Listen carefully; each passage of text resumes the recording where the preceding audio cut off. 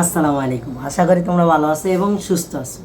তো আজকে তোমাদের জন্য যে বিষয়টা নিয়ে আসছি সেটা হচ্ছে তোমাদের 7 কলেজের সার্কুলার প্রকাশের একটা ডেট পাইলাম।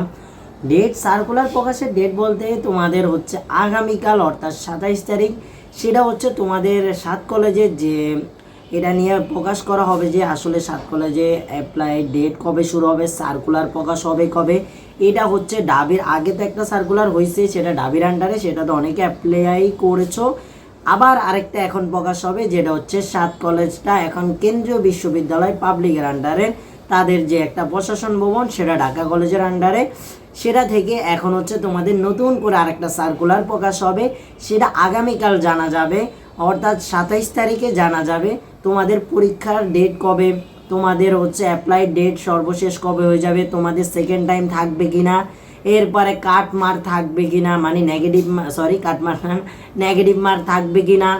এরপর হচ্ছে যারা সেকেন্ড টাইম দিবে যদি তারা করে, যদি 98% 97% বেশিরভাগের নিশ্চয়তা দেওয়া যাচ্ছে সেকেন্ড টাইম থাকবে, তাহলে সেকেন্ড টাইম যেহেতু থাকে তার মানে কাট মার্ক অর্থাৎ হচ্ছে তাদের একটা নির্দিষ্ট কর্তন মার্ক থাকে, একটু মার্কেটে দেয়, সেটা 3 বা 4 হতে পারে।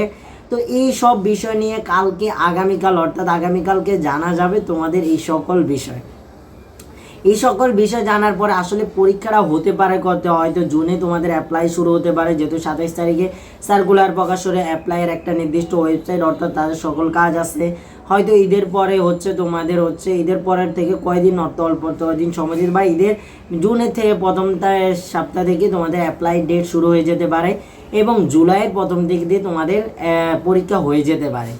এখন হচ্ছে অবশ্যই তো তোমাদের পরীক্ষা হবে এবং তোমরা হচ্ছে একটা 7 কলেজে একটা পাবলিকের আন্ডারে থাকতে পারবে, অর্থাৎ হচ্ছে তারা ডাবির আন্ডার থেকে বের হয়ে গেছে তারা 7টা কলেজ নিয়ে। এছাড়াও তোমাদের বিভিন্ন তোমাদের প্রশ্ন থাকতে পারে, ভাই 7 কলেজে আমরা বিজ্ঞান ইউনিটে পরীক্ষা দিব, আমাদের কোন কোন সাবজেক্ট থাকতে পারে, সকল বিষয় আগামীকালকে জানা যাবে।